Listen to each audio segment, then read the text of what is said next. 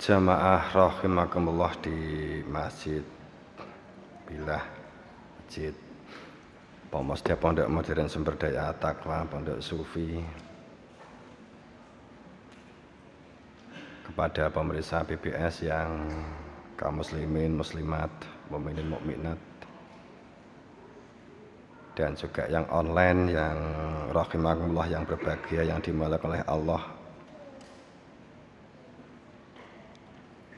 dan utamanya yang berada di jamaah, yang di dalam masjid, di luar masjid, di sekitar sini, yang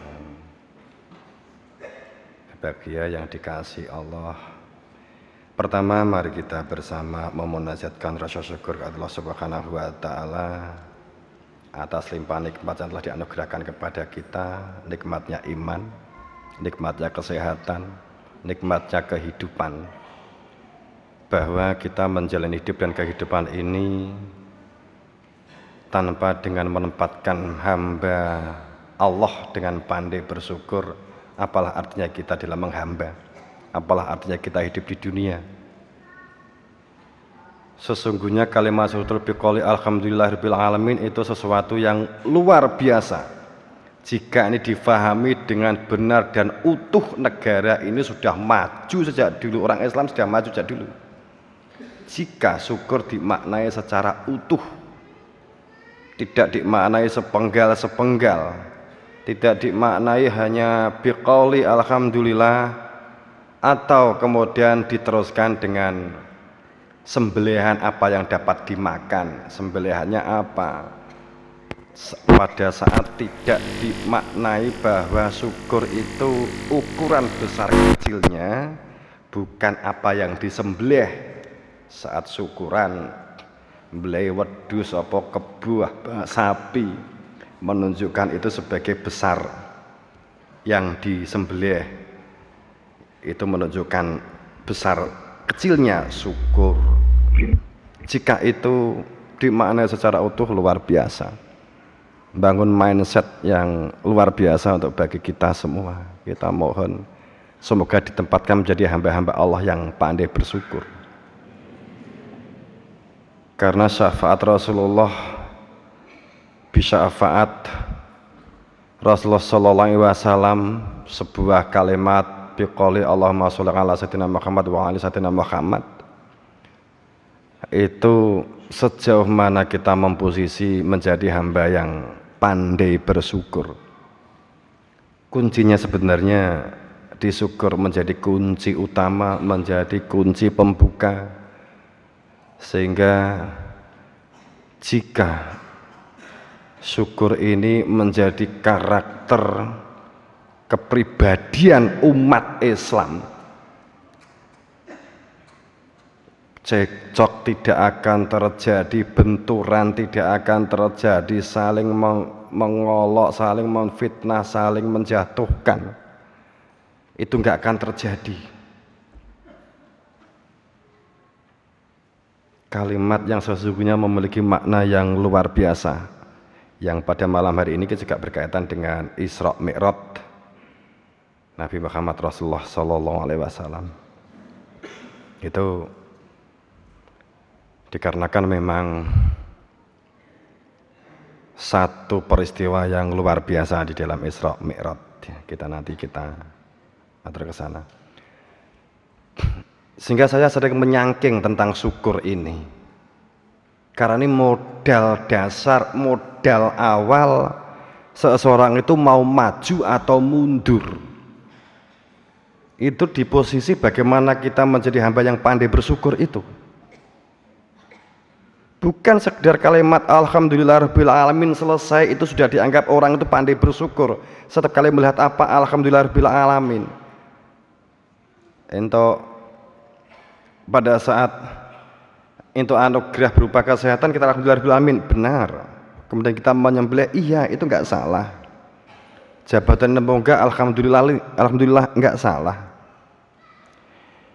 secara lisan. Tapi batin pada saat kita mengucap rasa syukur alhamdulillah itu, wujud hamdannya itu diwujudkan dalam bentuk karakter.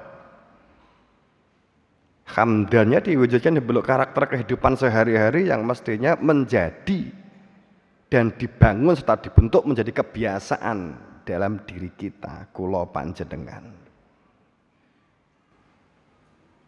Sering saya sampaikan ini. Jangan katakan syukur walaupun mengucap alhamdulillah, akan tetapi kita sering menutup dengan keakuan, dengan ananiyah diri, nafsu keakuan. Jangan katakan alhamdulillah. Jangan katakan alhamdulillah kalau kita sering masih mengoreksi kejelekan orang lain dan melihat kelemahan dan orang lain. Sakit apapun orang lain itu di dalam diri kita, apalagi saudara. Hal-hal contoh. Seorang petani, cak-cakane berkembangnya juga disyukur. Petani, pedagang, teknologi yang ingin dikembangkan, ilmu pengetahuan, kuncinya disyukur. Khotbah itu tanpa syukur gak sah.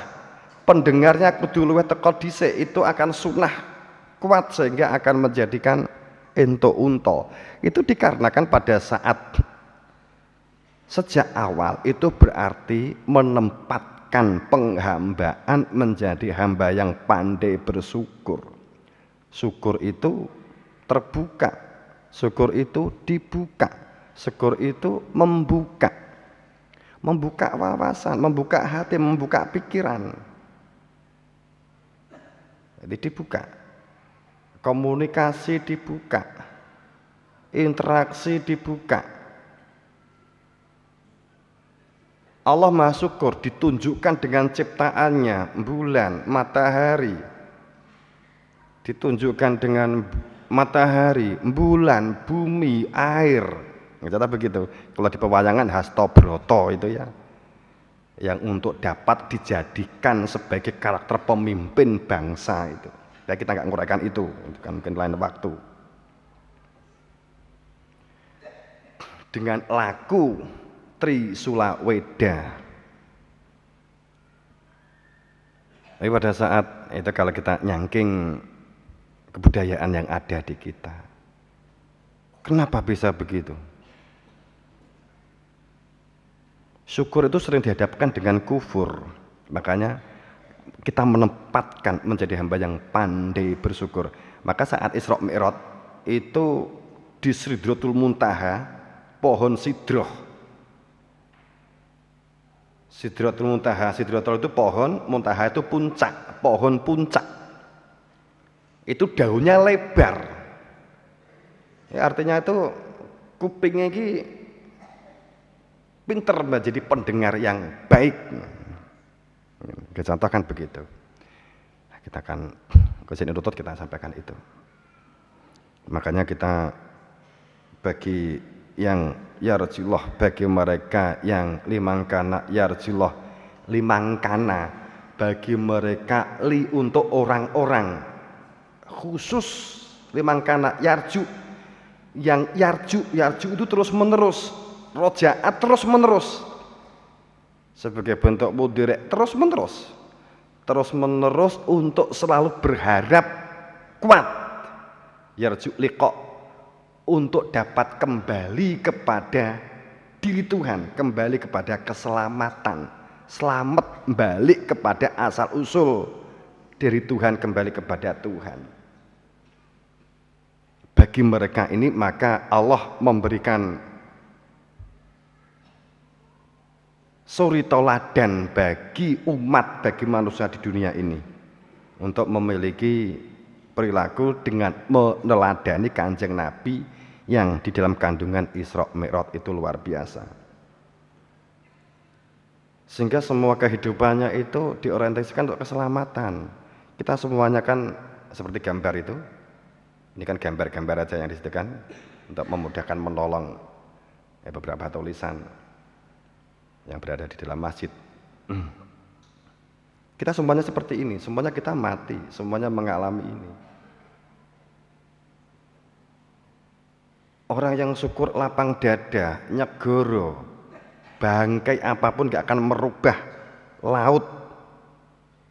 Jauh dari tutup hijab-hijab nafsu, keakuan, merasa diri paling Kita berpegang pada keyakinan mutlak yang kita yakini iya. Saat kita mengatakan ini susu, kita yakin susu. Kalau ada orang yang nggak mau susu, orang yang nggak mau susu, nggak mau kopi, ini kacang hijau, ya jangan paksakan orang lain kalau dia memang nggak mau. Walaupun ini kita tahu ini sangat menyehatkan, tapi bukan berarti kita harus memaksa kepada orang lain. Itu ciri orang syukur. Tapi orang syukur itu terbuka untuk selalu mencari memperbaiki diri. Syakaro, membuka. Rumah tangga nggak enak rasa syukure, cekcok antara suami istri, bahkan ketambahan anak. Petani nggak pinter syukur, konvensional terus, begitu-begitu aja, nggak ada kemajuan. Pedagang nggak pandai bersyukur, dikandani ngene wis cukup. Ciri-ciri orang nggak pandai bersyukur itu selalu menutup.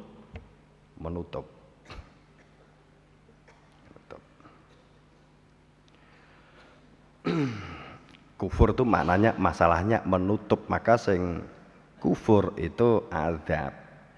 Kalau kufur azab.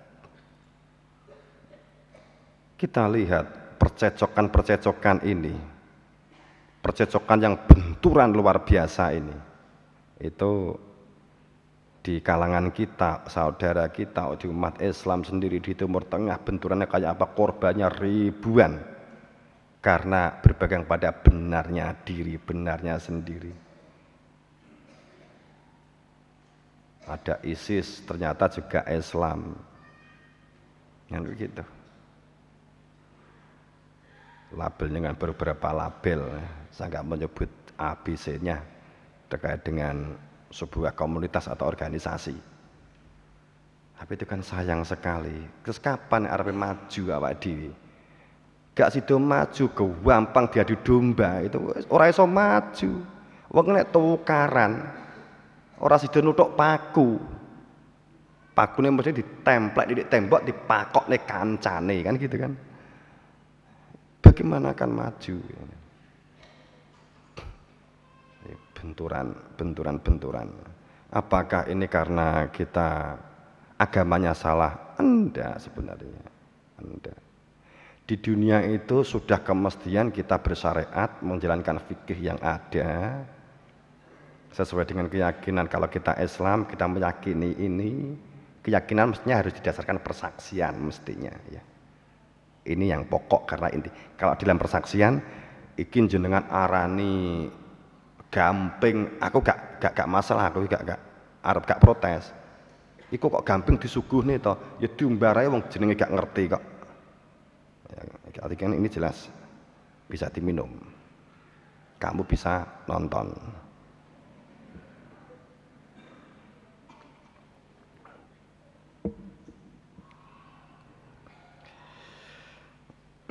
Itu kenapa walaupun kita nggak ngulas panjang lebar tentang syukur ya, tapi kan nanti kita akan katut di dalamnya.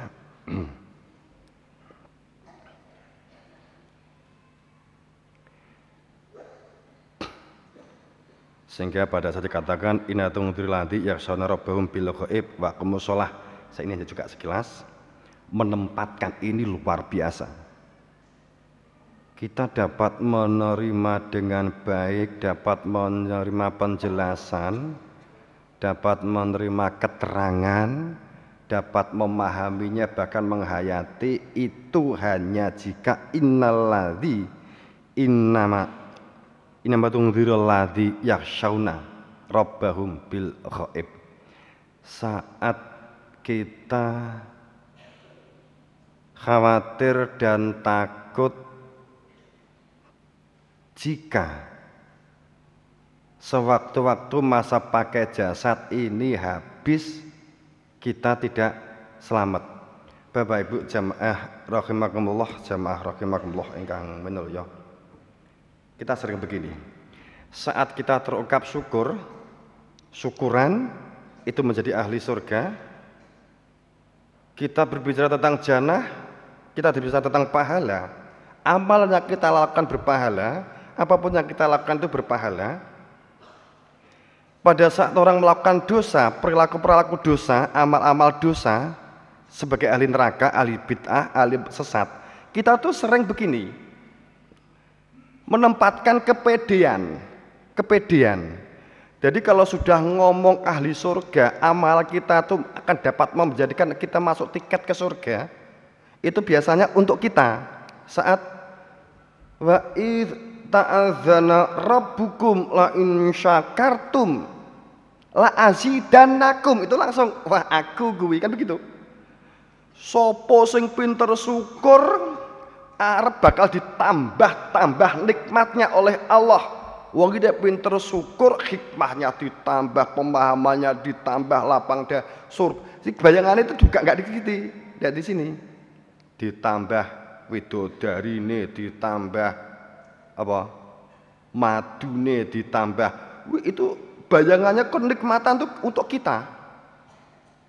Tapi bagi wa in kafartum, kalau mengingkari adab neraka orang lain, kita secara nggak sadar begitu kok. Nggih. Jadi nek syukur ahli surga ki rene ndudinge, tapi nek kufur dasar gitu. Oh. Itu yang menyebabkan bahwa kita itu akhirnya mudah sekali menjatuhkan orang lain, ngolok orang lain. Jadi nek wis ngomong surga itu hak kita, diri kita yang akan masuk. Tapi nek wis ngomong neraka, nduding nek pikirane kae kan gitu. Secara gak sadar kita sering begitu kan? Makanya nek jenengan budal salat bismillahirrahmanirrahim, enek tanggane ngombe enggak salat. Wah, dasar setan. Kan gitu kan? Karena kita menempatkan langkah dengan pede seperti menuju surga. Masjidnya resik, erong karuan, kebersihan masjid itu dapat mempengaruhi, membentuk kepribadian ahli jannah. Kalau enggak hati-hati, wong kalimatnya wa dzkur rabbaka fi nafsika tadarruan wa khifatan wa dunal jari wa kakean. Wa dzkur rabbaka fi nafsika tadarruan wa khifatan, penuh dengan kehati-hatian, kewaspadaan terhadap menyusupna ego dan keakuan. Karena ini intinya bid'ah. Inti bid'ah iku jenengan salat ketoke mententeng madhep ngulon, nggih ta? Allahu Akbar madhep ngulon, bar salam gletak-gletak langsung kok nek kancane. Lah kowe kok salat kaya ngono kuwi salate bid'ah. Kuwi jenenge dosa. Kuwi jenenge ahli neraka. Salate kaya aku ki lho diomongi ya wong ahli jannah ki aku. Kuwi lho intine bid'ah ki. Benerane nek diaku dadi bid'ah. Wujudu kadan bun kabiru akhir. Sak gede-gedene dosa itu adalah wujud sing diaku wujude untuk menjatuhkan orang lain. Jamaah rahimakumullah. Pun sholawat sama lo ya. Munio sholawat nganti ndower, ngelokne tanggane nganti cepot untune podo. Di sholawat Allah nganti ikine gak iso mingkem, nganti untune cepot ya. Ucul karepe dhewe ya ngono, ngelokne wong liya. Itu makna-makna di dalam Isra Mi'raj. Isra Mi'raj.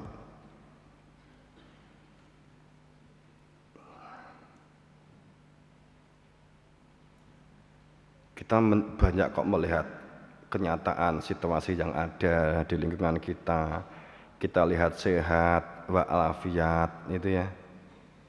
Kemudian sorenya tahu-tahu mendengar kabar, loh siapa kok dikerumuni itu si fulan meninggal, padahal loh tadi pagi kan saya baru ngomong-ngomong. Kita sering kan begitu?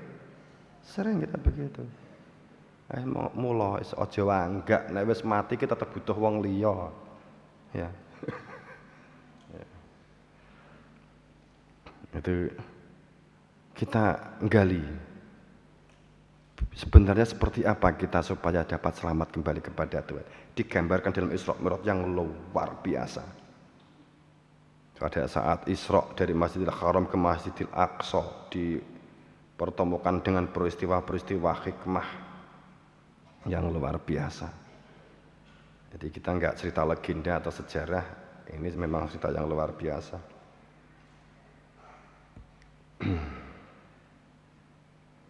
Kita memohon bagaimana doa yang dipanjatkan, bagaimana sujud yang dihaturkan, bagaimana doa dan sujud diterima, bagaimana doa dan sujud itu diwujudkan pada bagaimana dalam perilaku keseharian, bagaimana kesehariannya, bagaimana kita tingkah lakunya, tindak tanduknya, tindakin nanduk tindak tanduk ya.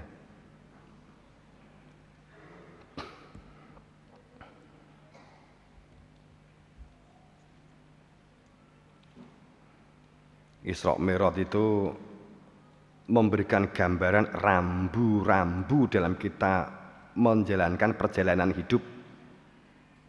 Rambu-rambu bagaimana keikhlasan, bagaimana kejujuran, ketulusan dalam makna ikhlas dalam niat menempuh perjalanan kembali kepada Tuhan untuk dapat melepaskan dari ikatan selain kepada Allah, ikatan nyembah, ikatan apapun. Maka dikatakan liman kana yarju, kana itu keadaan dan situasi apapun, liman kana untuk mereka kana yang keadaan dan situasi, lahir batinnya kana, bekerjanya kana, berpikirnya liman kana yarju liqa'a rabbih. Itu sesuatu yang luar biasa. Yarjul yaumal akhir atau yarju liqa'a rabbih.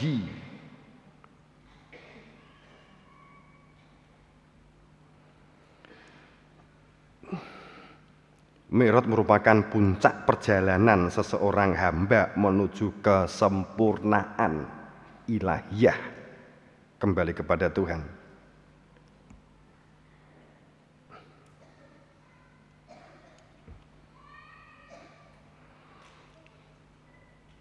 Jadi merupakan peristiwa yang mengguncang dada Kanjeng Nabi. Jadi peristiwa Isra Mi'raj itu tidak bisa lepas dari peristiwa sebelumnya. Pada saat beliau sebelum di Isra Mi'rajkan, kurang lebih Isra Mi'raj itu ini banyak pendapat, baik tahunnya, baik kendaraannya Isra Mi'raj itu seperti apa, kita nggak mau berdebatkan itu, kita ambil hikmahnya. Kalau kita semuanya nggak menyaksikan langsung ya. Kalau kita belajar sejarah kurang lebih di tahun 13 Hijriah, 13 setelah Hijriah. Pada saat tahun 10 Hijriah itu istrinya meninggal dunia, nggak lama kemudian pamannya meninggal dunia. Itu sesuatu yang luar biasa. Nabi Muhammad mengalami kedukaan, keresahan yang luar biasa karena dua piantun, dua orang yang amat dicintai meninggal dunia dalam waktu yang berdekatan. Siti Khadijah sebagai istri yang dicintai, belum ada istri yang lain, piyambakan Siti Khadijah. Ahli dagang, konglomerat di zamannya. Ini Siti Khadijah yang mendanai seluruh kegiatan dakwah beliau. Itu Siti Khadijah. Pada saat meninggal dunia, ekonominya mampet dikarenakan dijadikan ada satu sejarah menjadi rayahan saudara-saudaranya.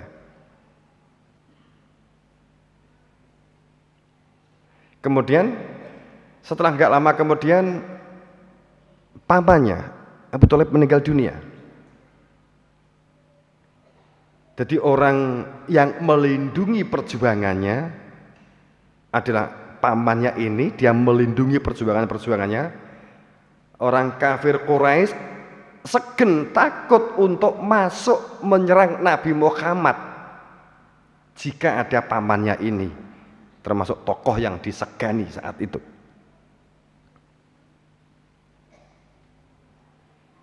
Abu Thalib. Dua orang yang sangat dicintai. Kemudian pada saat Siti Khadijah meninggal dunia, danane mampet. Jadi wanita, tahta, harta mampet. Kecintaan, tempat curhat, tempat komunikasi internal dalam keluarga, istrinya meninggal dunia, dana juga mancet total. Kemudian orang yang melindungi Kanjeng Nabi berhenti. Yang melindungi, yang jaga Kanjeng Nabi berhenti. Akibatnya apa? Terjadilah yang disebut dengan embargo ekonomi. Makanya kalau kita mungkin, saya bayangkan kalau saya sejaman dengan Nabi Muhammad, belum tentu kok kita tuh menjadi orang mau Islam itu belum tentu kok. Paling awake dhewe mau ngomong gak patek aku mlebu Islam mat ngono paling kira-kira. Tapi ya diembargo sampai Nabi Muhammad itu perutnya diganjil karo watu 2 tahun. Jangan bayangkan, dimampet, dibuntu semua jalur. Dana habis, yang melindungi gak ada, mengalami kesusahan keresahan yang luar biasa. Nabi Muhammad terjadi gejolak yang luar biasa. Seperti dalam himpitan kegelapan, terhimpit dalam kegelapan yang luar biasa. Saya yakin kita ini belum tentu kok kalau diajak saiki dijak luwe boro-boro kok luwe kita. Makanya pada saat itu banyak yang kemudian hampir masuk Islam atau itu kan ketakutan akhirnya kan keluar dan sebagainya. Luar biasa. Ini asal mula adanya Isra Mi'raj. Mohon maaf, pangapunten pada jamaah yang mungkin banyak yang belum begitu mendengar. Ya. Kita ambil versi tasawuf, versi kebatin, versi pada saat kondisi ini. Jadi yang dibedah dadane Kanjeng Nabi Muhammad itu kemudian malaikat Jibril merangking jiko kelambi pakaian dokter putih-putih begitu, ya kan? Enggak, pada saat sesungguhnya ini pada saat itu dibedah dadane. Awal muncule Garuda disigar jerone dodo. Nyigar jerone dodo.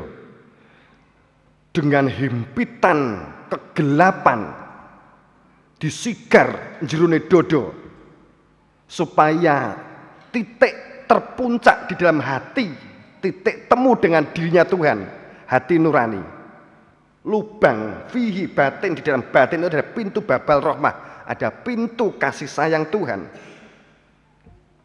dibuka. Kecintaan kepada perempuan itu wanita. Dalam hal di sini juga laki-laki perempuan, tepatnya kita mengungkap pasangan agar gak panjang lebar berpikirnya. Kecintaan kepada pasangan siapapun, anak atau apapun, itu tetap merupakan materi yang dapat menghijab seseorang mencintai Tuhannya. Ini sama Tuhan dipotong, del. Kemudian yang melindungi Kanjeng Nabi, yang menyupport dakwahnya, Abu Thalib dipotong, del meninggal dunia. Sehingga gejolak kaum Quraisy luar biasa. Langsung ngekup Kanjeng Nabi. Saat inilah terjadi embargo, kesusahan yang luar biasa dialami Kanjeng Nabi. Enggak ada yang bisa menghibur sepertinya. Allah menghibur tanda petik. Allah menghibur di Isra Mi'rajkan. Ini yang dimaksud sebenarnya membelah dada ya ini. Ini yang sesungguhnya kemudian yang menghibur adalah malaikat Jibril sama malaikat Mikail. Gitu. Jadi sebenarnya ada unsur rasionalnya sekali. Tapi itu pengalaman yang luar biasa. Experience atau pengalaman yang dialami Nabi luar biasa. Di dalam Isra Mi'raj. Kita mengambil sisi yang lainnya. Sejarah pada umumnya kan jenengan krungu cerita sering ya. Di sisi yang lain seperti itu. Sehingga ini kita melihat seperti sebuah matahari terkena gerhana, sehingga tertutup seperti matahari kena gerhana matahari. Beliau kan simbol sebagai Nur Muhammad, itu adalah Nur Syamsiah.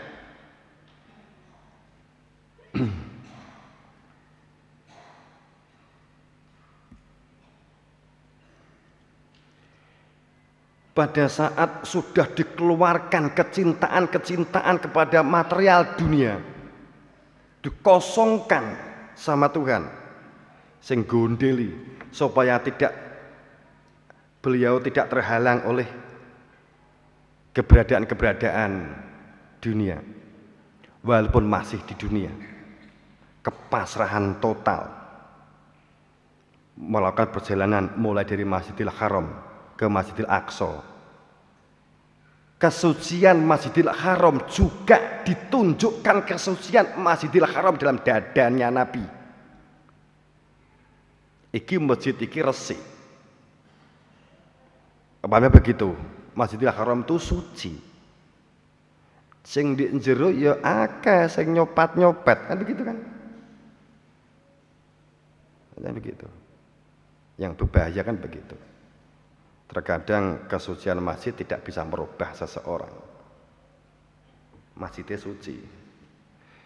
Tapi pada saat kita melihat situasi ini, masjid itu tempat sujud. Jadi orang sholat itu mandeng tempat sujud. Terus apa berarti kalau kita sujud mandeng sajadah menteleng gitu?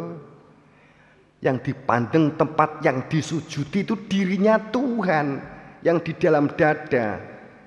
Akimi sholat itu ditegakkan li dzikri, untuk mengingati dirinya Tuhan. Li dzikri.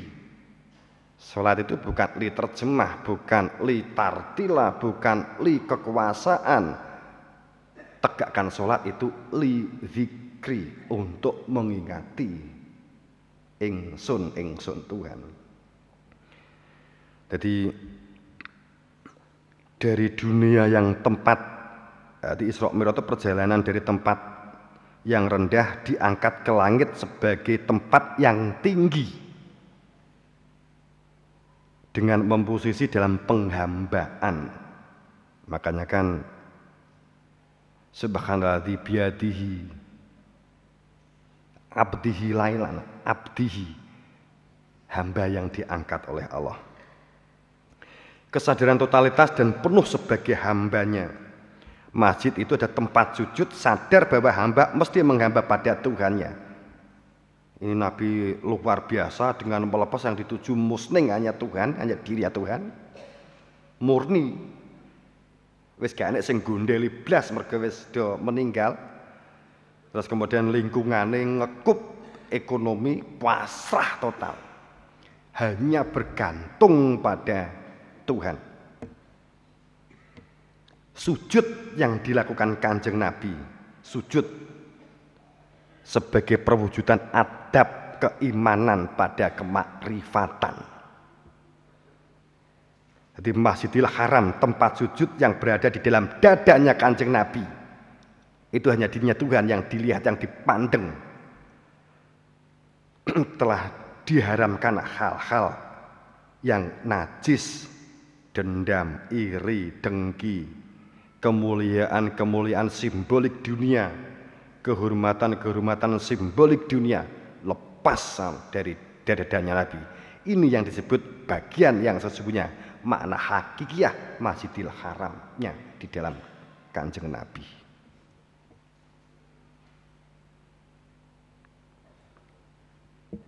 Mentok itu, gak enak tempat Masjidil Aqsa. Aqsa itu tempat tertinggi mentok. Mentok. Mentok itu artinya wis gak enak sing disambati, pasrah total.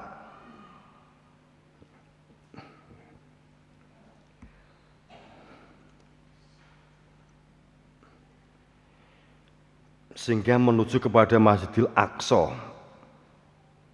Dada yang terwujud dalam pikiran, akal pikirannya, tempat sujud yang telah dikeluarkan gemuruh-gemuruh akal, rekayasa akal-akalan, rekayasa pikiran-pikiran, lamunan-lamunan, khiyal wahmi dikeluarkan. Semuanya akal pikiran ini masuk dalam Baitul Makmur. Akal pikirannya menjadi Baitul Makmur, menjadi rumah yang memakmurkan batin supaya subur zikir.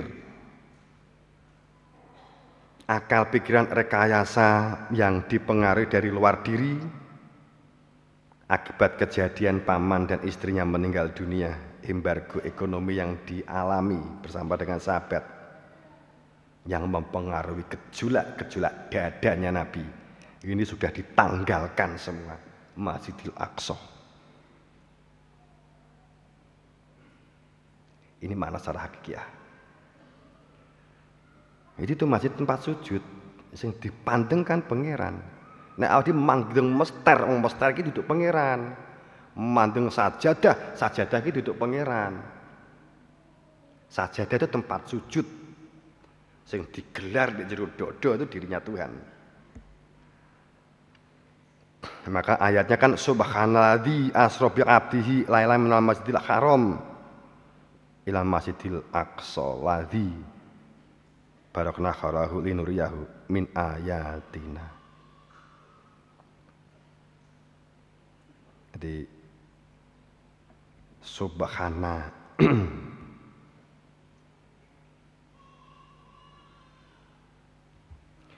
jamaah rahimallah.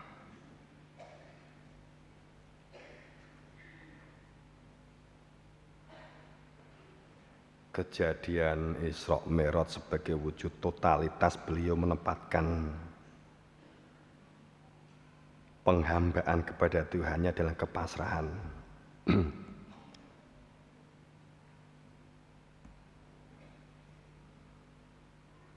Kepasrahan totalitas bahwa Nabi Muhammad diperjalankan subhanaka subhan itu kesadaran yang maha suci yang berhak disucikan dirinya Tuhan. Itu kalau kita mengucap subhanallah, kalau kita mengucap subhanallah, subhanallah, kita mengatakan itu adalah kalimat untuk memahasucikan dirinya Tuhan. Kalimat subhanallah ini disertainya dengan hati juga memahasucikan dirinya Tuhan. Artinya apa? Saat kita mengucap subhanallah itu dapatnya juga menjadi karakter kita. Mengeluarkan segala penyakit hati, mengeluarkan segala res-res, mengeluarkan penyakit yang mudah sekali gojlok, menjatuhkan, nyindir orang lain. Saat kalimat subhanaka, sabah, mensucikan, menyingkirkan, disingkirkan. Jadi penyingkiran segala hal yang menjadi sebab hijab atau menutup batin seseorang. Jadi bukan kok kita mengatakan subhanallah, subhanallah, subhanallah, sudah beres kita dalam memahasucikan Tuhan. Enggak begitu. Sama. Rabbana ma khalaqta hadzal batil fa subhanaka faqina adzabannar. Di dalam penciptaan langit dan bumi bergantinya malam dan siang terdapat tanda bagi mereka ulul albab. Ulul itu lapis terdalam, lubun inti. Ulul albab adalah mereka yang bertempat tinggal pada inti kemanusiaan maksudnya. Melihat bahwa yang sesungguhnya disebut manusia bukan yang kelihatan mata yang kita lihat dengan mata kepala, tapi sesungguhnya manusia itu al-insan, itu fitrah manusianya. Manusia diciptakan Allah dari fitrah Allah sendiri. Hakikat fitrah manusia itu dari fitrahnya Allah sendiri. Sehingga ada hadis qudsi, man arafa nafsahu faqad arafa rabbahu. Siapa mengetahui fitrahnya, mengetahui anfusnya, yakti maka mengetahui Tuhannya. Kenapa bisa begitu? Karena memang nafahtu min ruhi, saat umur 120 hari Allah meniupkan ruh sehingga punya kehidupan kluget-kluget. Ini kan Nabi Muhammad diutuskan intinya adalah untuk membuka fitrah supaya hamba ini mengenali jati dirinya, hakikat kemanusiaannya.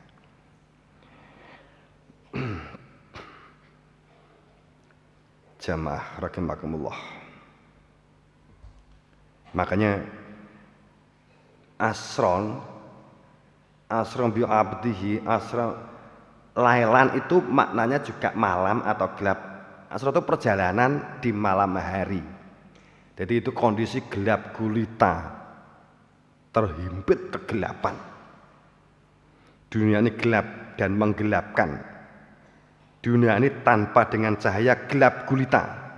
Dunia iki lho, nek gak nek srengenge itu peteng dedet. Makanya awake dhewe ngonekne lampu. Tanpa lampu kan peteng dedet. Dunia iki pada dasarnya nggak punya lampu. Dunia iki peteng dedet. Nek awan asalnya srengenge kan gak kon dunya ning kok. Cahaya itu kan nggak dari dunia tapi dari matahari, di luar dunia gelap.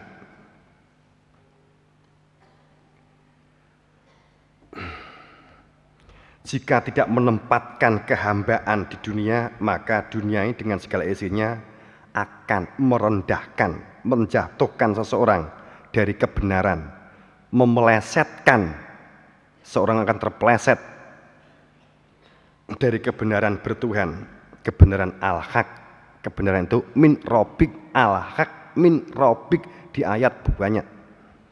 Dunia akan menggelincirkan niat, tekad dan tujuan keselamatan seseorang. Jamaah rahimakumullah. Yang digeser, yang dihijrahkan itu niat, tekad, tujuan. Yang digeser itu niat, tekadnya, prosesnya, tujuannya. Tekad ini biasanya berisi visi sama misi kalau organisasi. Jadi ada niat, tekad, tujuan. Niatnya hijrah kepada Allah dan utusannya, tekadnya ibadah. Tekadnya ibadah. Tujuannya keselamatan sebagai makna Islam.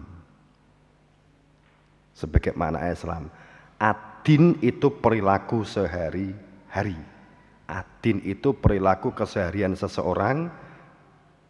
Jadi adin itu bukan sekedar agama, iya, tapi yang kita maksud adin itu adalah perilaku sehari-hari seseorang dalam kehidupan sehari-harinya, dalam kepatuhan dan ketundukan, dengan tujuan yang dikenali pasti di dalam persaksian.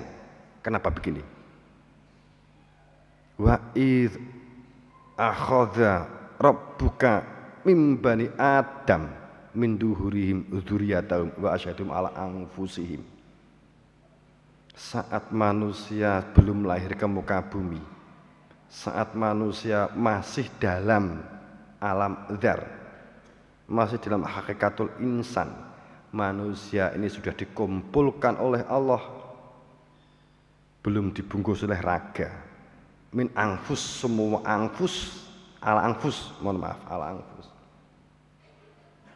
Alastu birobikum, apakah kamu nyekseni melihat ingsun Tuhan kamu?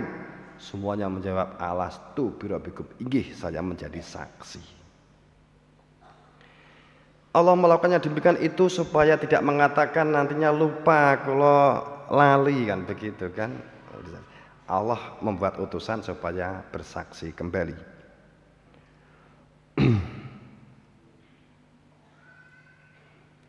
Tekadnya ibadah. Ibadah.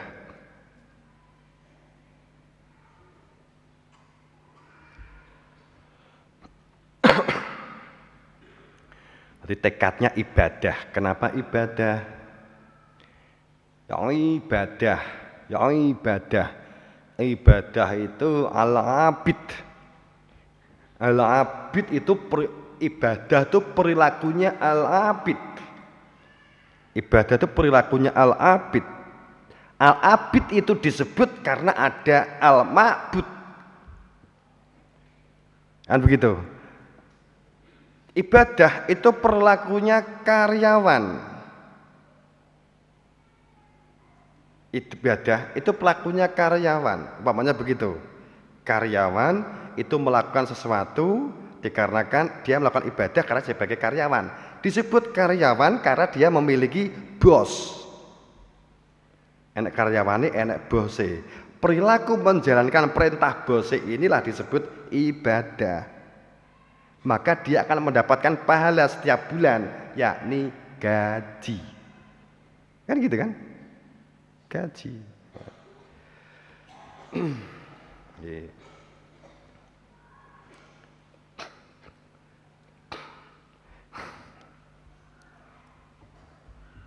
Maka pada saat kita mengatakan bahwa tempatkan diri pada kesiapan hamba itu antumul fuqara ilallah.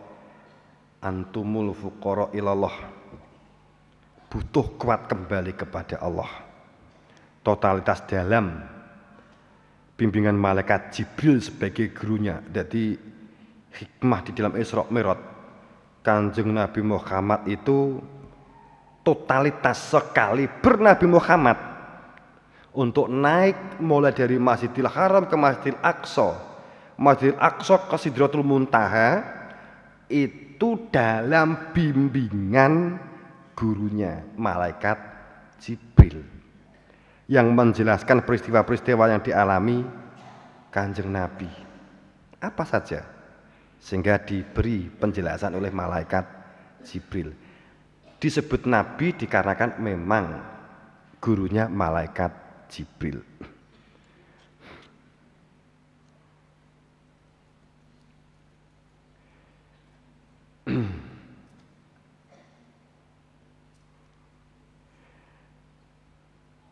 Pada saat beliau mengalami Isra Mi'raj dalam bimbingan malaikat Jibril, karena memang diutus oleh Tuhannya, malaikat Jibril untuk mengangkat Nabi Muhammad ke Sidratul Muntaha. Walaupun pada saat sampai di langit 7, malaikat Jibril nggak ngantar, sudah hak Kanjeng Nabi untuk bertatap muka, itu kan.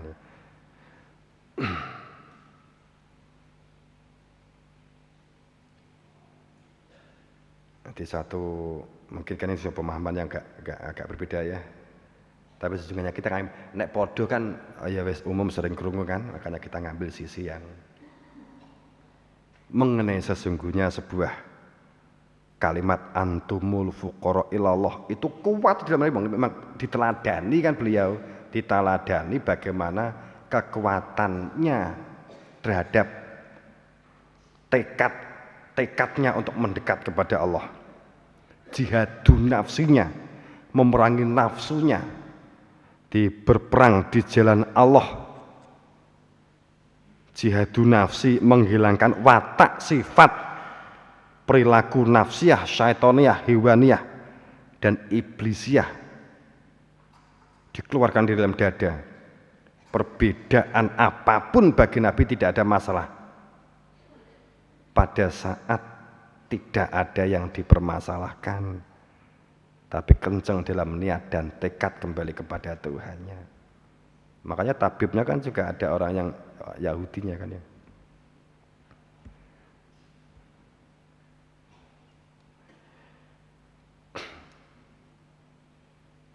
Perilaku dalam bangunan kemakrifatan membentuk kepribadian kearifan dan ketawaduan dalam perilaku adab takdibiyah dan al-khuluqiyah.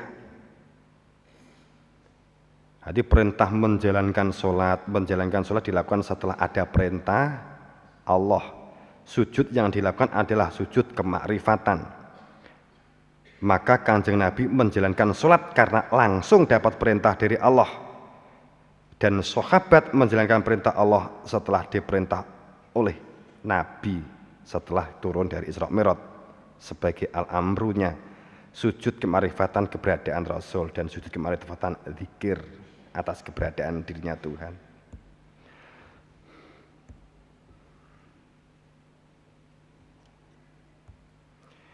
Kita tekan ngawdi iki salat kayak gambar itu kan. Mungkin bisa jadi lesan kita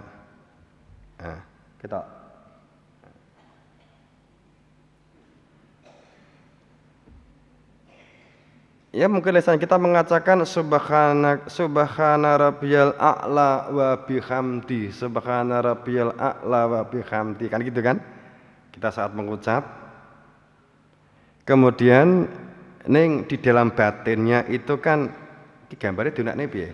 Iki gak bisa kan ngene gambar ya. Di atine iki niki jangkrik.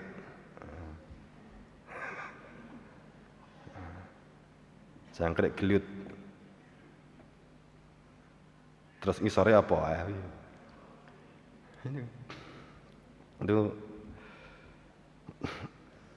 Nanti kalau kita sholat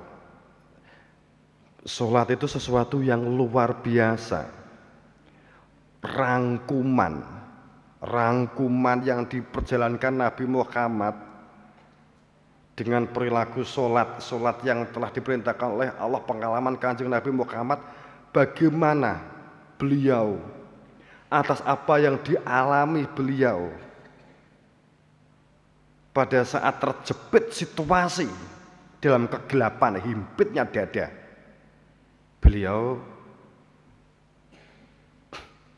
muncul sebuah tatanan sholat. Ini luar biasa. Kalau kita mau membaca sejarah Kanjeng Nabi setelah Isra Mi'raj sudah enggak begitu benturan.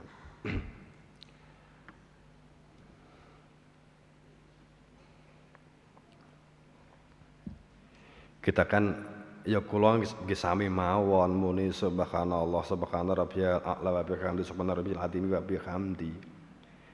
Itu pada saat kita mengucap ya, hati kita itu kan ingat di rumah, ingat tempe, ingat istri, ingat anak, kata begitu kan. Ingat kurang kajare bojo, gawe teh kasinen, gawe apa? Sayur kelegen. Kan begitu. Kelingan kabeh pada saat gak sholat ki lho ora kelingan. Nek waya sholatku kelingan sing gethikne, sing gawene nyeditan, gawene tatutan itu muncul kabeh saat sholat.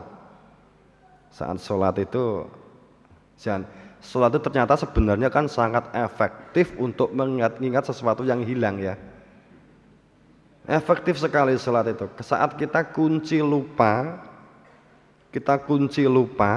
itu kalau kita sholat itu ingat. Begitu? Sering begitu? Nah, ya. Jadi sholat itu ternyata efektif untuk mengingat sesuatu. Usolli fardud duhri kunci lillahi ta'ala. Kan begitu kan lagi. Sholat. Padahal sholat itu manakala sholat tidak ingat Tuhan, sholat itu lalai. Musholin itu orang yang menjalankan sholat. Pada saat dikatakan bahwa fawailun lil musholin alladzina hum an sholatihim sahun. Celaka orang yang sholat tapi di dalam sholatnya lalai dari mengingat Tuhan. Sahun itu lali, sahun itu lupa terhadap inti yang dikerjakan. Bukan sahun itu bukan makna intinya apa sholat. Aqimi sholah li dzikri, tarkimu sholah li dzikri. Inani ana Allah la ilaha illa ana fa'budni wa aqimi sholah li dzikri. Zikir ya zikir. Zikir itu maknanya ingat. Ingat itu adalah zikir. Zikir itu ingat. Ingat itu zikir. Zikir itu ingat. Kita membaca Al-Quran, kita membaca subhanallah sekian kali, itu wirid. Wiridan. Zikir itu adalah ingatnya hati di dalam dada, tempatnya fihi babel, di dalam pintu fihi batin, di dalam batin itu ada babel rahmah, ada pintu ketemu dengan dirinya Tuhan. Itu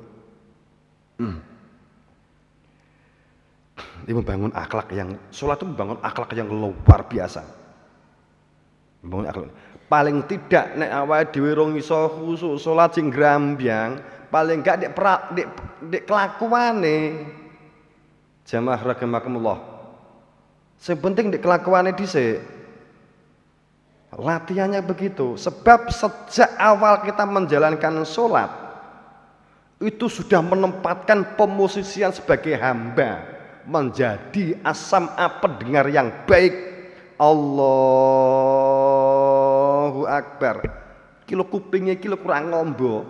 Karena Gusti Allah di sholat itu disunah muakkad begini kan. Sebabnya kan begitu, karena secara syariat begitu kan. Katakanlah ini supaya menjadi asam-a, menjadi pendengar yang baik. Dituturi iso nampa, dikandhane iso nerima, lapang dada. Itu makanya pada sebelum sholat melakukan wudhu, pensucian diri. Kemudian kita mengatakan, ini wajahtu wajhiya lilladzi fatar samawati wal ard. Hidupku, matiku, wa mamati lillahi rabbil alamin. Luar biasa, yang sangat indah. Kalimat ini bukan saja ini, bukan kalimat saja. Ini wajahtu wajhiya lilladzi fatar samawati, itu bukan saja, bukan saja. Hidupku, matiku, sholatku, wa nusuki, wa mahyaya, wa mamati. Ini bukan saja, totalitas. Di hidup ya enggak sholat tok hidup itu. Wa nusuki kan juga enggak sholat tok. Wa mahyaya kan enggak saat sholat tok. Semuanya merupakan bagian dari ada sholat syariah, ada sholat daim. Ada sholatul wusta kan gitu kan, sholat berwasitoh. Jadi pada saat kita menjalankan ini, kita melakukan ini, karena sholat itu fawailun, celaka. Jadi sahun itu orang yang lupa dari tujuan atau dari yang dituju itu dilupakan. Pekerjaan apa yang kita lakukan? Kalau ini sholat, intinya sholat apa? Di aqimus sholat itu dzikri. Sholat itu ditegakkan untuk zikir, ingat kepada dirinya Tuhan. Bukan aqimus sholat li terjemah. Allahu Akbar. Bismillah. Karo ngiling-ngiling Bismillahirrahmanirrahim dengan yang punya nama Allah. Kan kalau nggak iso bahasa Arab ngapal terjemah sak repotan. Tapi yang jelas, saya sempat mohon maaf, pangapunten. Suatu saat ya saya diskusi dengan salah satu tokoh begitu. Saat mendiskusikan tentang sholat khusyuk kayak begitu. Saya tanya saat itu suatu saat, sholat khusyuk seperti apa? Menurut itu beliau mengatakan tartil di ayatnya kan aqimus sholah bukan litartila. Beliau mengatakan, iya ingat kekuasaan Tuhan. Saya katakan, apa enggak bingung? Wong semuanya kekuasaan Tuhan. Mata kekuasaan Tuhan, hidung kekuasaan Tuhan, telinga kekuasaan Tuhan. Harus ingat yang mana? Ya ambil salah satu saja. Atau ingat ciptaannya. Wah, luwih akeh neh. Sing di laut apa sing di bumi?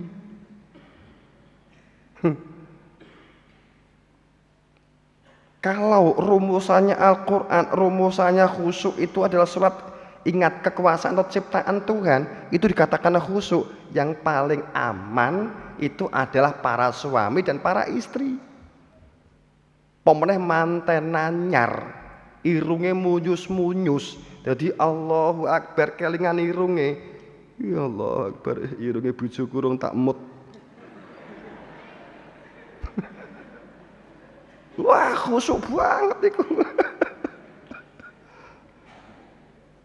Aqimus sholah li dzikri, dudu aqimus sholah mut irung.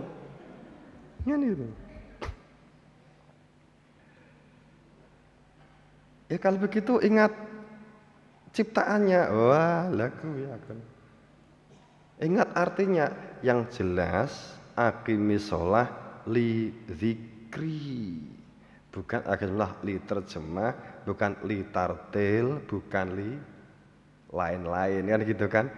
Bukan li rokok, li umur, li apa tempe, li jangan, li mbok awak dhewe nek salat ya ngono kuwi. Allahu Akbar.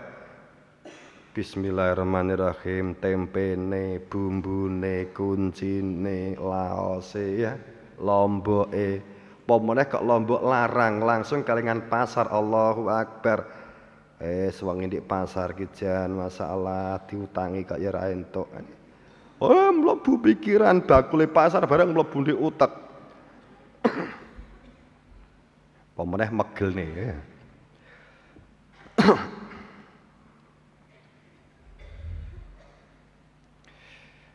Jadi zikir itu ada ilmu untuk mengingati. Ini kan para secara syariat kita sholat sesuai dengan fikih yang ada, hatinya bagaimana untuk dapat mengingati Tuhannya. Nah, sholat itu hadirul qalbi ilallah. Sholat itu hadirnya hati kepada dirinya Tuhan. Tadi sudah kita sampaikan seperti itu. Pada saat kita mengatakan bahwa kemudian begini permasalahannya.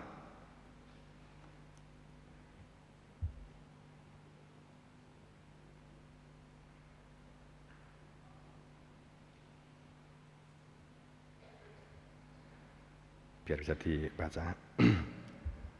Utlu ma uhiya ilaika minal kitab. Ikuti. Ya, ikuti. Ma uhiya ilaika minal kitab. Petunjuk yang berada di dalam Alkitab mengenai yang diturunkan. Wa aqimuslah dan jalankan sholat.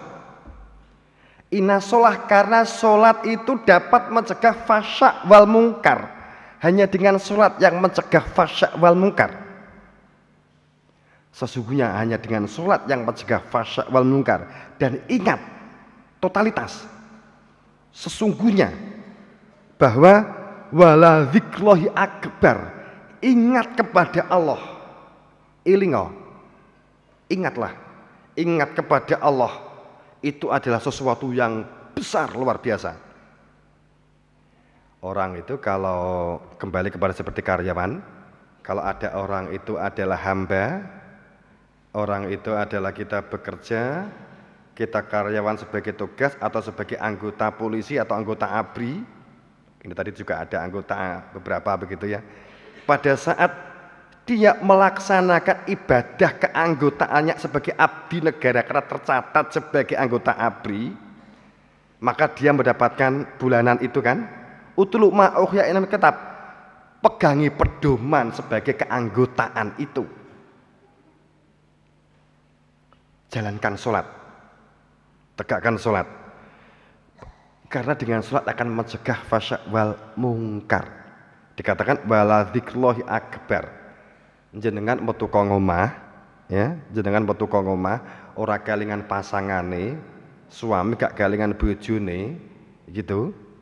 Kelingan yang lain-lain, selingkuh namanya kan, bar rumah tangga, selesai rumah tangga. Jadi bawa waduh kok ngomah, tapi kalau kita ingat rumah, ingat pasangan, nggak menjadi masalah. Jadi tanha wal mungkar hanya dengan sholat yang mencegah fasya, hal-hal yang merusak kelakuan, merusak lingkungan, merusak diri, merusak amal perbuatan, merusak pahala, hanya dengan sholat. Jadi fasya itu sifat maling, ngutil, ngerampok, korupsi, begal, ngapusi, gosop, kan gitu ya, mitnah, seneng ngelokke, seneng jatuhke, seneng nyindir, rumongso, ini sudah masuk mungkar kali yang sudah rumongso itu. Itu fasya. Fasya. Itu hanya dengan sholat. Nek nyatane kok bedino sholat ngelokke ya dilakoni, ya saiki dikoreksi piye khusuke kan gitu kan. Apa ya mentolo jenengan gampangane ngrasani padha kok sak kantor enek bose. Jenengan bayangke ngono wae. Jenengan ngrasani ngelokke kancane di ngarepe bose. Piye? La haula wala quwata illa billahil aliyil azim. Tidak daya dan kekuatan kecuali hanya dari Allah, milik Allah. Semuanya Allah dan Maha tahu. Allah Maha pirsa, Allah Maha kuwasa. Kalau kita sering cekcok, sering ngelokke, ngerasani, Bapak Ibu jamaah rahimakumullah, kenapa saya akhir-akhir ini menekankan ini? Garapan ini. Kita akan sangat sulit membentuk tim yang solid jika kita saling percaya ini tidak dibentuk. Negara ini gak maju-maju nek bang udreng nek ngene bener dhewe. Kita kuatkan keimanan, iya. Tapi ini adalah untuk nyeneni awake dhewe. Kan begitu. Makanya kan kita ada cabang, ada ranting yang menyebar di seluruh Indonesia. Kok cabang kita gak rukun, ya mungkin akan kita berlakukan, kita bekukan. Tapi kan sebagai contoh begitu. Wong usaha tak bekok nih kok, kan gitu kan? Umpamanya begitu.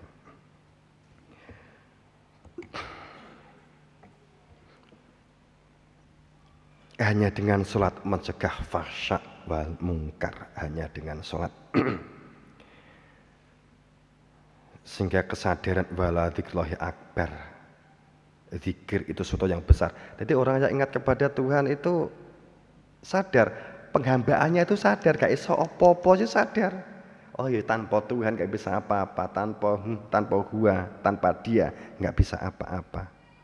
Kalimat Allah di Quran itu banyak, kalimat huwa di Quran banyak, kalimat hu kepada domir, sesuatu yang tersimpan di dalam hati mengenai dirinya Tuhan itu juga banyak. Huhi.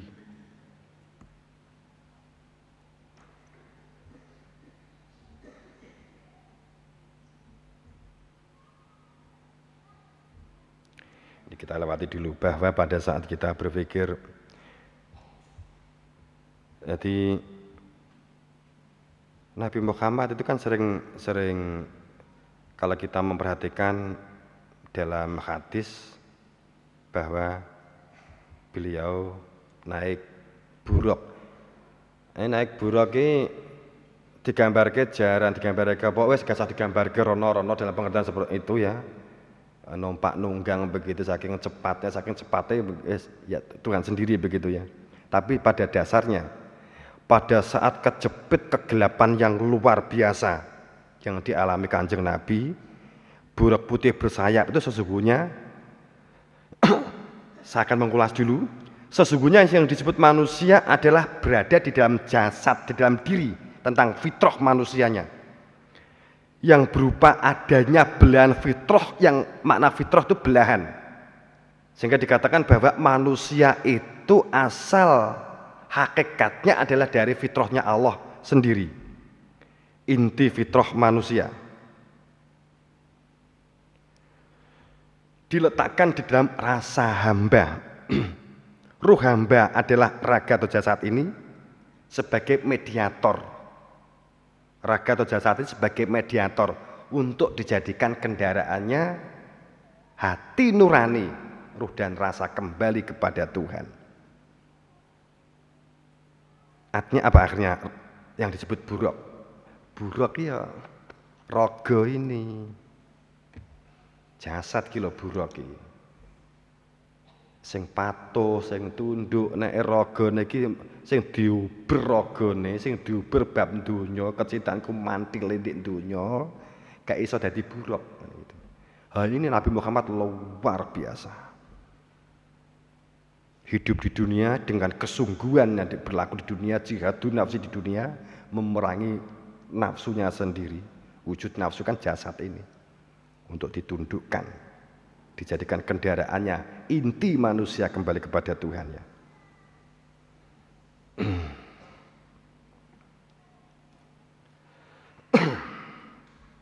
Jamaah rahimakumullah.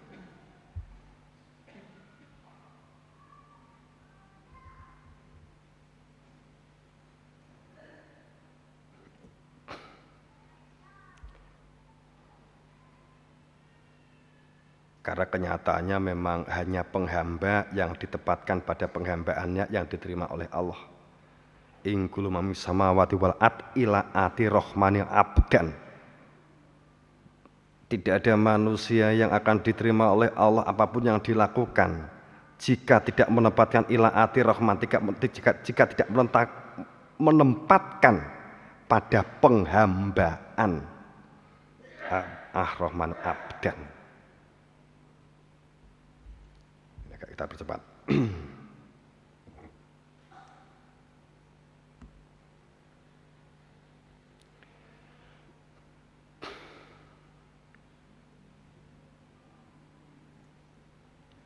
Jadi penghamba itu jauh dari watak-watak menjatuhkan ya.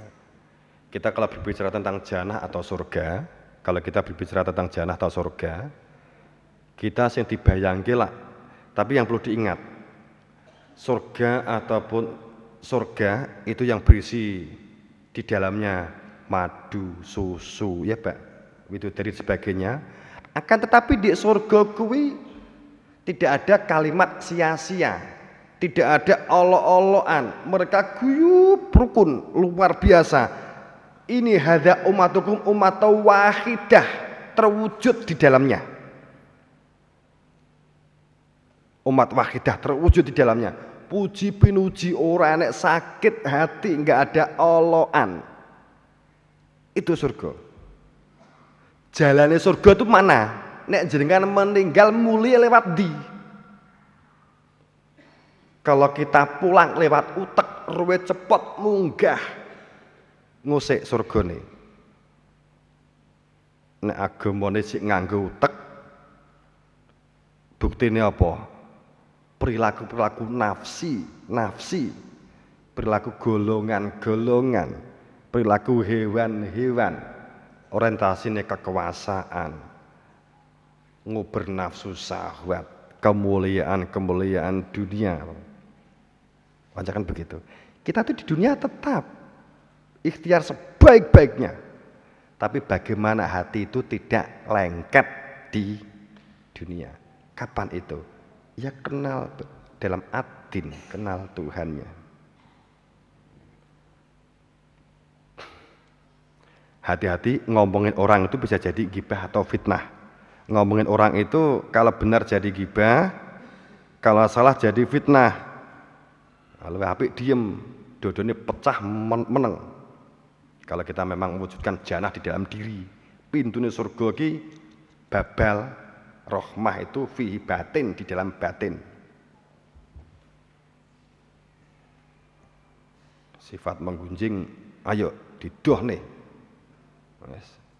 Kebiasaan rasan-rasan dilangi, dilokke alhamdulillah, enek sing ngelokke, ngono ae. Alhamdulillah aku kok dilokne ya, dudu aku sing ngelokne, ngono wis. Ngono, ya. Ngoten nggih, jemaah? Ayo. Sing seneng ngelokne ben sing biasa itu saja. Kayak kemarin saya tekankan. Jangan dikira Raqib Atid itu bayang-bayang lo nyatetnya lo ya. Kalau kita tuh mudah menyakitkan orang lain, Raqib Atid itu nyatetnya bener. Di dalam ilmu biologi itu fakta. Kalau di dalam silsilah di kita itu petunjuk ke zaman bahula. Raqib Atid diketemukan dalam sebuah ilmu biologi biopsikologi. Kebanyakan begitu. Dan ilmu kedokteran semuanya mengakui bahwa tidak ada satu perbuatan yang dilakukan seseorang bahkan sejak kecil itu yang tidak dicatat. Semua dicatat di dalam bentuk saraf. Miliaran saraf di dalam otak ini. Sehingga sebenarnya apa yang kita lakukan itu nggak hilang, semuanya ada di dalam. Itu Raqib Atid, nyatetnya ki di jero kene. Nyatetnya di jero. Itu fakta. Kalau kita sudah terlanjur melakukan perbuatan dosa, sudah menyinggung sisi di luar kita, maka Nabi sering mengajarkan mintalah maaf. Karena hapusnya itu nek minta maaf, nek gak wani lesankan. Mergo nek kalau sudah terlanjur ngelesanke gak seneng karo dulure, gak seneng karo umat Islam siapapun. Bahkan jenengan gak seneng dengan orang beda agama sekalipun, Hindu, Buddha, Kristen umpamanya begitu, jenengan lok nih terbentuk di dalam otak itu menjadikan kotoran, kerak yang mengkotori. Di dunia syariat kita nggak perlu ngelok ke nyapo kae, nggawi sesembahan, wes gitu saja udah. Kalau memang kita mau meluruskan ya ngomong langsung aja, nggak usah kita ngolok-ngolok menjadi ngotori hati. Itu sesuatu yang mesti dibangun.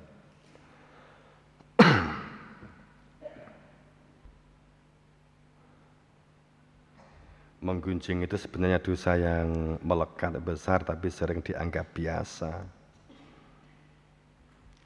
Menggunjing itu ladang orang-orang yang tercela. Banyak orang terlalu pintar menilai orang lain, tapi sayang terlalu bodoh menilai dirinya sendiri. Susah melihat orang senang. Senang melihat orang susah. Nah itu jadi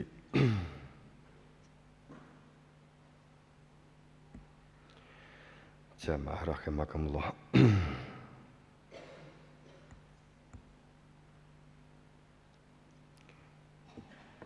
Kalau kita berpikir tadi mengulang di atas pada saat kita mengatakan surga kenikmatan itu dudingnya ke sini sepertinya begitu, nek neraka kae begitu kan. Padahal kita ingat di sini sing akeh mlebu rene lho ya. Sing akeh mlebu di awake dhewe. Nanti kewaspadaan hanya mereka yang hati-hati, yang takut azab. Yang jika nanti sewaktu-waktu masa pakai jasad habis dan di dalam syukur yang terbuka, orang itu terbuka, itu yang memiliki potensi menuju keselamatan.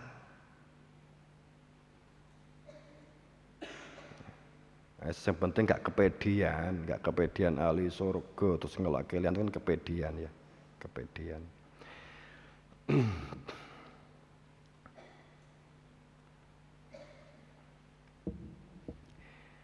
Bangunan kebersamaan, kesatuan, kekeluargaan. Ini saya tutup dengan santri, alumni, bersama dengan wali santri, dan jamaah di cabang Ranting. Kita mewujudkan program kepedulian, kebersamaan dengan jamaah dan lingkungan, kebersamaan dalam membentuk komunikasi yang utuh.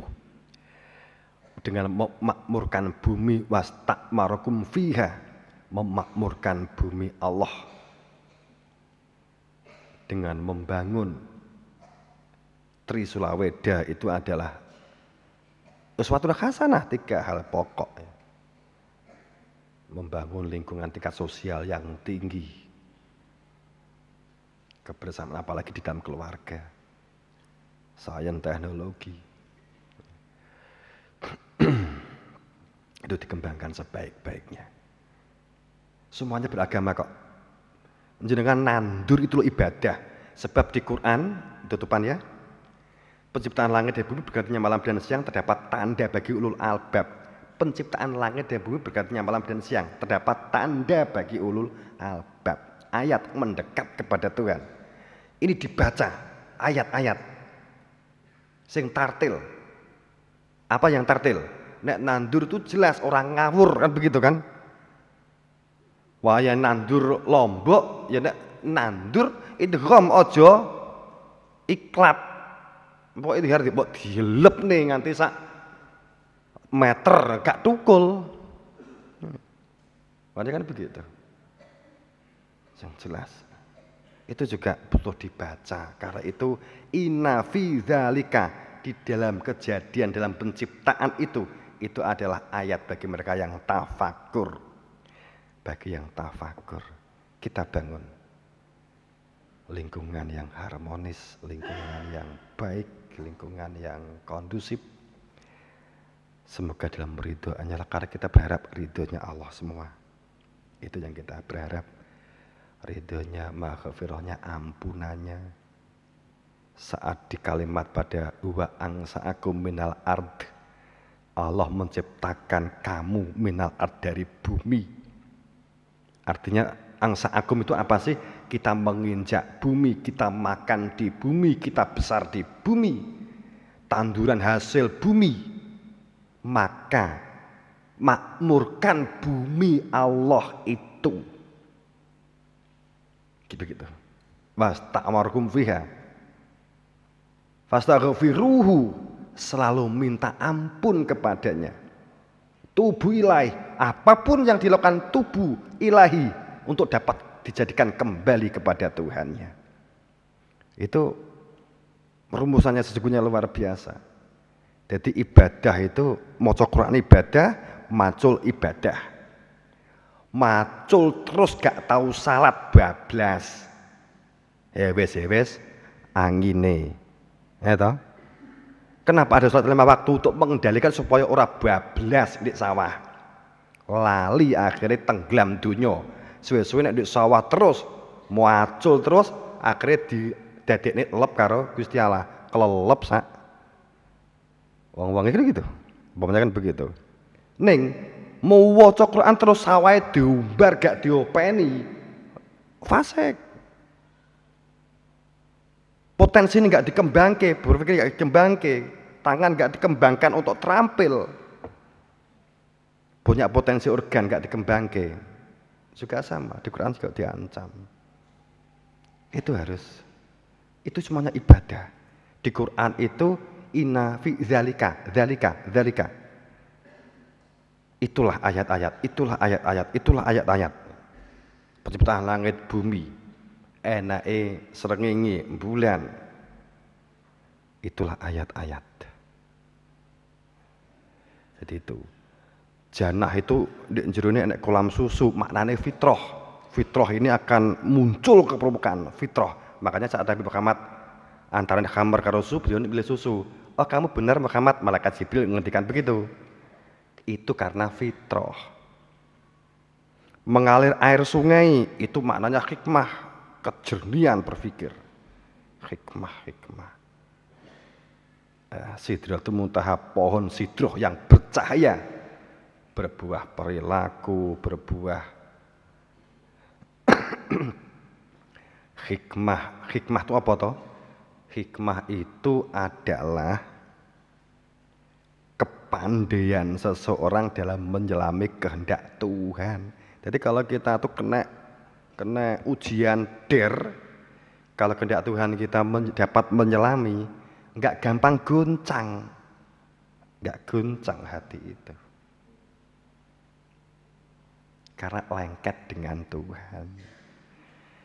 Nah, itu semoga kita selalu dalam lindungan Allah, maghfirahnya, fadl dan rahmatnya, dan mendapat syafaat Rasulullah Sallallahu Alaihi Wasallam, mendapat berberan perkasa dan pangestu guru wasitoh.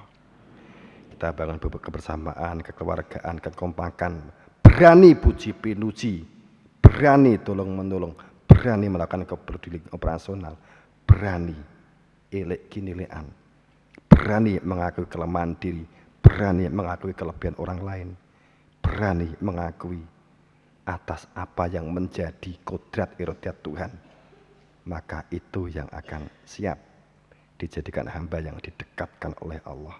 Akhirul qali bil haq. Assalamualaikum warahmatullahi wabarakatuh.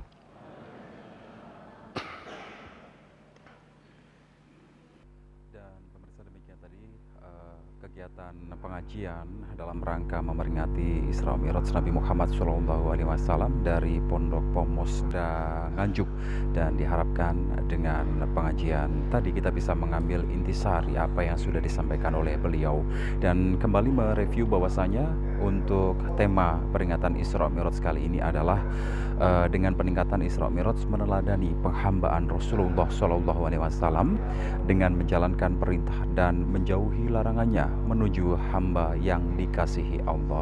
Dan sekali lagi bahwasanya semoga kita bisa menjadi hamba-hamba yang istiqomah untuk bisa menuju sebuah kebaikan.